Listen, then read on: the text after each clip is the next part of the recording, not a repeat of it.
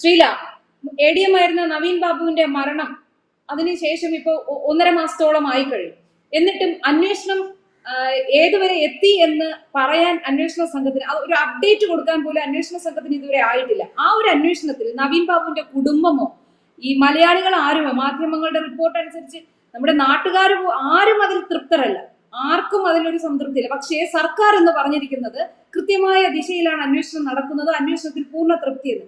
നവീൻ ബാബുവിന്റെ കുടുംബം CBI അന്വേഷണം ആവശ്യപ്പെട്ടപ്പോൾ തന്നെ പല ആൾക്കാരും അഭിപ്രായം പറഞ്ഞിരുന്നു, സർക്കാരിന് ഇത് അന്വേഷണം ശരിയായ ദിശയിൽ നടത്തണം എന്ന ഉദ്ദേശമില്ല എങ്കിൽ CBI അന്വേഷണത്തെ സർക്കാർ എതിർക്കുമെന്ന്.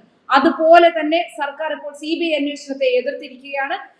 മാത്രമല്ല, അന്വേഷണം എങ്ങും എത്താത്ത അന്വേഷണ റിപ്പോർട്ടുകൾ ആരും ഒന്നും അറിഞ്ഞിട്ടില്ല. അവിടെ എന്തൊക്കെ CCTV പരിശോധിച്ചെന്നോ ഒരു തരത്തിലുള്ള പ്രാഥമികമായി ശേഖരിക്കേണ്ട തെളിവുകൾ പോലും ശേഖരിച്ചിട്ടില്ലാത്ത അന്വേഷണ സംഘത്തിന്റെ അന്വേഷണം ഏറെ തൃപ്തികരമെന്നാണ് ഇപ്പോൾ സർക്കാർ പറയുന്നത്. എന്താണ് ശ്രീല ഇതിനെ കുറിച്ച് പറയാനുള്ളത്? പ്രീത, സർക്കാർ കോടതിയിൽ പറഞ്ഞ വാദം വളരെ ശരിയായ ഒരു വാദമാണ്. കേസ് അന്വേഷണം തൃപ്തികരമായ ദിശയിൽ തന്നെയാണ് പോകുന്നത്.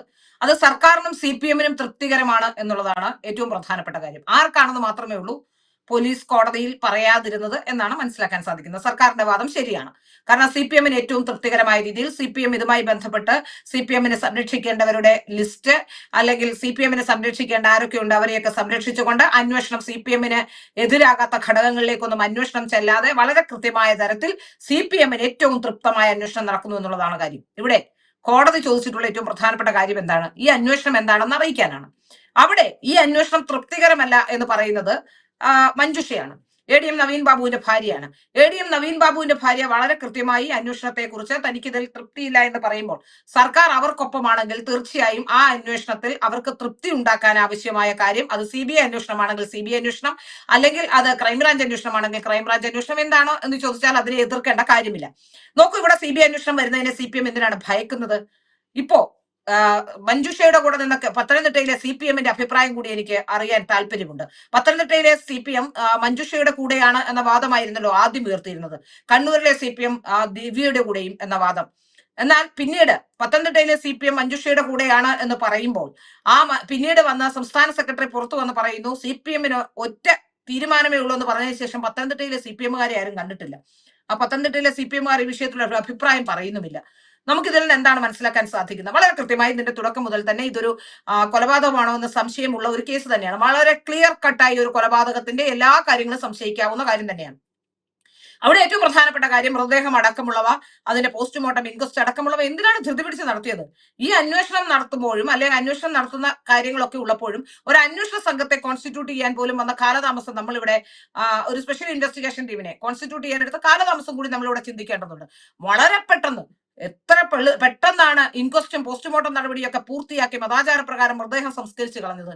ഇവിടെ പ്രാഥമികമായ എല്ലാ തെളിവുകളും നശിപ്പിക്കപ്പെട്ടിരിക്കുന്നു. ഇനി ഒരു CBI അന്വേഷണത്തിലേക്ക് പോയാൽ പോലും എവിടെ നിന്ന് തുടങ്ങേണ്ടി വരുമെന്ന് CBIക്ക് ആശങ്കയുണ്ട്. നമുക്കറിയാമല്ലോ, ബാലഭാസ്കറിന്റെ മരണമുണ്ടാക്കിയ അതുമായി ബന്ധപ്പെട്ട ആശങ്കകൾ ഇന്നും നിലനിൽക്കുകയാണ്. കേരളത്തിലെ പോലീസിന്റെ അന്വേഷണത്തിൽ ആ തുടക്കം മുതൽ തന്നെ ഇത്തരത്തിലുള്ള പ്രശ്നങ്ങൾ ഉണ്ടെന്ന് പറഞ്ഞുകൊണ്ട് CBI അന്വേഷണം വരുമ്പോൾ CBIക്ക് നിർണായകമായ എല്ലാ തെളിവുകളും നശിപ്പിച്ച ശേഷം ഒരു കേസ് CBIക്ക് കിട്ടുമ്പോൾ CBIക്ക് അന്വേഷിക്കാനും പരിമിതികൾ ഉണ്ടാവും. ഇവിടെ ബാലഭാസ്കറിന്റെ മരണവുമായി ബന്ധപ്പെട്ട് നമ്മൾ കണ്ടതാണ്. CCTV ദൃശ്യം അടക്കമുള്ളവ തമ്പിയും മറ്റുള്ളവരും ഒക്കെ ചേർന്ന് വാങ്ങിച്ചു കൊണ്ടുപോയി എന്നൊക്കെ തരത്തിലുള്ള ആരോപണങ്ങൾ വരുമ്പോൾ അതിൽ നിന്ന് പോലും നമുക്ക് മനസ്സിലാക്കാൻ സാധിക്കുന്നതാണ് ഒരു കേസിന്റെ പ്രാഥമിക ഘട്ടത്തിൽ കൃത്യമായ അന്വേഷണം നടന്നില്ലെങ്കിൽ അത് എല്ലാ തെളിവുകളും തേച്ചു മായ്ച്ചു കളയാൻ കഴിയും. അതുപോലെ തന്നെ ഈ കേസിന്റെ എല്ലാ ഘട്ടത്തിലും അതിന്റെ തെളിവുകളെല്ലാം നശിപ്പിക്കപ്പെട്ടിരിക്കുന്നു.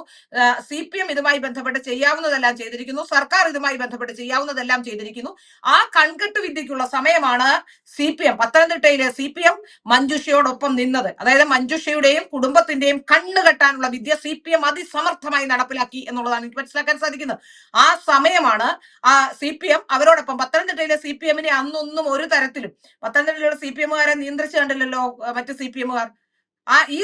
ഈ കാര്യങ്ങളെല്ലാം പൂർത്തിയായ ശേഷം സംസ്കാരമൊക്കെ കഴിഞ്ഞ് ഒരു 3-4-5 ദിവസം കഴിഞ്ഞപ്പോൾ പത്തനംതിട്ടയിലെ CPM-കാർക്ക് വളരെ കൃത്യമായി നിർദ്ദേശം ലഭിക്കുകയും പത്തനംതിട്ടയിലെ CPM പുറത്തു വന്ന് പത്തനംതിട്ടയിലെ അവിടേക്ക് വന്ന മഞ്ജുഷയുടെ വീട്ടിലേക്ക് വന്ന CPM സംസ്ഥാന സെക്രട്ടറി വന്ന് പറയുകയും ചെയ്തു, ഒരൊറ്റ നയമേ ഉള്ളൂ CPM-ന്. അതിനുശേഷം CPM-കാരെ ആരെയും കാണാനില്ല. ഇതിൽ നമ്മൾ എന്താണ് മനസ്സിലാക്കേണ്ടത്? യഥാർത്ഥത്തിൽ മഞ്ജുഷയ്ക്ക് അത്തരത്തിലുള്ള ആരോപണങ്ങൾ ഉള്ളപ്പോൾ തീർച്ചയായും മഞ്ജുഷയുടെ കൂടെ ഇന്നലെ വളരെ ശ്രദ്ധിക്കേണ്ട, ഇന്നലെ മഞ്ജുഷ ചോദിച്ച സ്ഥലം മാറ്റവും നൽകി കഴിഞ്ഞു. അപ്പൊ ഇന്ന് മഞ്ജുഷയ്ക്ക് വേണ്ടതെല്ലാം ചെയ്തു കൊടുക്കുന്നു, അല്ലെങ്കിൽ മഞ്ജുഷയുടെ ആവശ്യങ്ങളെല്ലാം പരിഗണിക്കുന്നു എന്ന് സർക്കാർ പറഞ്ഞു വെക്കാൻ അല്ലെങ്കിൽ മഞ്ജുഷയോടൊപ്പമാണെന്ന് കാണിക്കാനുള്ള ശ്രമമാണ് നടത്തുന്നത്. അവിടെയാണ് സംശയങ്ങൾ ഉളവാക്കുന്നത്. നമുക്ക് വളരെ കൃത്യമായി അറിയാൻ സാധിക്കുന്ന ഈ കേസ് ഒരു അന്വേഷണത്തിലും കേസിന്റെ ഒരു ഘട്ടത്തിലും സാധാരണ ജനങ്ങൾക്ക്, മഞ്ജുഷയുടെ കുടുംബത്തിന് ഉൾപ്പെടെ സാധാരണക്കാരായ ജനങ്ങൾക്ക് പോലും കൺവിൻസിംഗ് ആയ ഒരു പോയിന്റും പോലീസ് ഇതുവരെ മുന്നോട്ട് വെച്ചിട്ടില്ല. അവിടെ വളരെ കൃത്യമായി നമുക്ക് മനസ്സിലാക്കാൻ സാധിക്കുന്നത് അതുകൊണ്ട് തന്നെ ഇതൊരു കൊലപാതകമാകാനുള്ള സാധ്യതകൾ ഉണ്ട് എന്ന് തന്നെയാണ്. അന്വേഷണത്തിന്റെ തുടക്കം മുതൽ തന്നെ ഈ കേസിനെ തെളിവുകൾ ഇല്ലാതാക്കാൻ പോലീസ് ശ്രമിച്ചിട്ടുണ്ടെന്ന കാര്യത്തിൽ സംശയമില്ല. പോലീസിന്റെ നമുക്കറിയാമല്ലോ, ഈ മരണം നടന്നു കഴിഞ്ഞ് ഒരു മരണം ഉണ്ടായാൽ ആ മരണം നടക്കുമ്പോൾ വീട് പോലും സീൽ ചെയ്യാതെ അവിടെ നിന്ന് ഡെഡ് ബോഡി എടുത്ത് പെട്ടെന്ന് പരിയാരം മെഡിക്കൽ കോളേജിലേക്ക്, അതായത് ആരോപണ വിധേയനായ പ്രശാന്തിന്റെ അടുത്തേക്ക് കൊണ്ടുവന്നു. പ്രശാന്തിന് പണം എവിടെ നിന്നാണ്, പ്രശാന്ത് എങ്ങനെയാണ് ഈ പെട്രോൾ പമ്പിന് അപേക്ഷ കൊടുത്തത്, എവിടെ നിന്നാണ് അതിനാവശ്യമായ പണം, ഇത്തരം കാര്യങ്ങളൊന്നും ആലോചിച്ചില്ലല്ലോ. അത്തരം കാര്യങ്ങളെ കുറിച്ച് അന്വേഷിച്ചിട്ടുണ്ടോ? ഇതിന്റെ പിന്നിലുള്ള അരുൺ കെ വിജയന്റെ ഇടപെടലുകളെ കുറിച്ച് അന്വേഷിച്ചിട്ടുണ്ടോ? വേറെ ഏത് തരത്തിലാണ് അവിടെ 3 ഓട്ടോയിൽ മാറി മാറിയാണ് നവീൻ ബാബു പോയതെന്ന് പറയും. ഈ 3 ഓട്ടോകളെ സംബന്ധിച്ച് അന്വേഷണം നടത്തിയിട്ടുണ്ടോ? അവിടെ ഒരു കോവിലിന്റെ മുന്നിൽ നിന്ന് ഓട്ടോയിൽ കയറി പോയി എന്ന് പറയുന്നു. അവസാനം ഈ താക്കോൽ എങ്ങനെ കിട്ടി, ഈ വീടിനകത്തേക്ക് അദ്ദേഹം എങ്ങനെ എത്തി, റെയിൽവേ സ്റ്റേഷനിലേക്ക് പോയിരുന്നു എന്ന് പറയുന്നു. ഇത്തരത്തിലുള്ള നിരവധി ആരോപണങ്ങൾ, ഒരു കൂട്ടം ആരോപണങ്ങൾ, വ്യക്തത വരാത്ത ഒരു കൂട്ടം കാര്യങ്ങൾ ഈ കേസിലുണ്ട്. അത്തരത്തിലുള്ള വിഷയങ്ങൾ നിലനിൽക്കുമ്പോഴാണ് ഇതിനൊന്നിനും കൃത്യമായ മറുപടി നൽകാതെ അന്വേഷണം ശരിയായ ദിശയിലാണെന്ന് കേരളത്തിലെ പോലീസും കേരളത്തിലെ സർക്കാർ കോടതിയിൽ പറയുന്നുണ്ടെങ്കിൽ CPM-ന് അനുകൂലമായ അന്വേഷണമായിട്ടുണ്ട്. അത് സത്യമാണ് അവർ പറയുന്ന വാദം. CPM-നും ദിവ്യയ്ക്കും, ദിവ്യയെ സംരക്ഷിക്കാനും ഒക്കെ ആവശ്യമായ സർക്കാരിന് തൃപ്തികരമായ അന്വേഷണമാണ് നടക്കുന്നത്. പക്ഷെ മഞ്ജുഷയ്ക്ക് അത് തൃപ്തിയല്ല എന്നുള്ളതാണ്. അതുകൊണ്ട് കോടതി എന്ത് തീരുമാനം എടുക്കുന്നു എന്നുള്ളത് തന്നെയായിരിക്കും നിർണായകം. കോടതി ആ വിഷയത്തിൽ എടുക്കുന്ന തീരുമാനം ഈ വിധവയെ സംബന്ധിച്ചിടത്തോളം, പ്രത്യേകിച്ച് മഞ്ജുഷയ്ക്ക്, മഞ്ജുഷയുടെ ഭർത്താവുമായി ബന്ധപ്പെട്ട്, അദ്ദേഹത്തിന്റെ മരണവുമായി ബന്ധപ്പെട്ട് എന്താണെന്ന് അറിയാനുള്ള അവകാശമുണ്ട്. ആ അവകാശത്തിന് മേൽ കടിഞ്ഞാണിടുന്ന പ്രവൃത്തിയാണ് ഇപ്പോൾ കേരളത്തിലെ CPM ചെയ്തുകൊണ്ടിരിക്കുന്നത്. ആ ഭർത്താവിനെ ഇല്ലാതാക്കിയതുപോലെ തന്നെ അദ്ദേഹത്തിന്റെ മരണത്തിന് കാരണമായ കാര്യങ്ങളെ കൂടി റദ്ദ് ചെയ്യാനോ അല്ലെങ്കിൽ അത്തരം കാര്യങ്ങൾ ഒരു ഭാര്യയ്ക്ക് അത് അറിയാനുള്ള അവകാശത്തെ പോലും ഇല്ലാതാക്കാനുള്ള ശ്രമമാണ് നടത്തുന്നത് എന്ന കാര്യത്തിൽ സംശയമില്ല. മറ്റൊരു കാര്യം ശ്രീല, PP ദിവ്യ ജയിലിൽ നിന്ന് പുറത്തു വന്നപ്പോ ഒരു മാധ്യമത്തിനാണ് അവർ അഭിമുഖം കൊടുത്തത്. ആ മാധ്യമത്തിലൂടെ PP ദിവ്യ പറഞ്ഞത് നവീൻ ബാബുവിന്റെ കുടുംബം ആവശ്യപ്പെടുന്നത് തന്നെയാണ് അവർക്കും ആവശ്യപ്പെടാനുള്ളത്. കാരണം എന്താണ്, സത്യങ്ങൾ പുറത്തു വരണം. അങ്ങനെയാണെങ്കിൽ അവരും ഈ CBI അന്വേഷണം ആവശ്യപ്പെടണമല്ലോ, സത്യം പുറത്തു വരണമെങ്കിൽ. അവരിപ്പോ പുറത്തേക്ക് വരുന്നില്ലല്ലോ. ദിവ്യക്ക് എന്തൊക്കെയോ ഈ വിഷയത്തിൽ പറയാനുണ്ട്. നമ്മൾ ദിവ്യയെ കരുവാക്കുകയായിരുന്നു എന്ന സംശയം ഉണ്ടായത് അവിടെയാണ്. ദിവ്യ ഈ ജയിലിൽ പോയി വന്ന ശേഷം ദിവ്യ എന്തൊക്കെയോ കാര്യങ്ങൾ പറയാനുള്ള ഒരു കോപ്പ് കൂട്ടിയപ്പോഴത്തേക്കും CPM ഇടപെട്ട് തടഞ്ഞിട്ടുണ്ടെന്ന കാര്യത്തിൽ സംശയമില്ല. ഉടൻ തന്നെ ദിവ്യ പറഞ്ഞ കാര്യം പറഞ്ഞില്ല എന്ന് CPM-കാരെ കൊണ്ട് മാത്രമേ പറ്റൂ.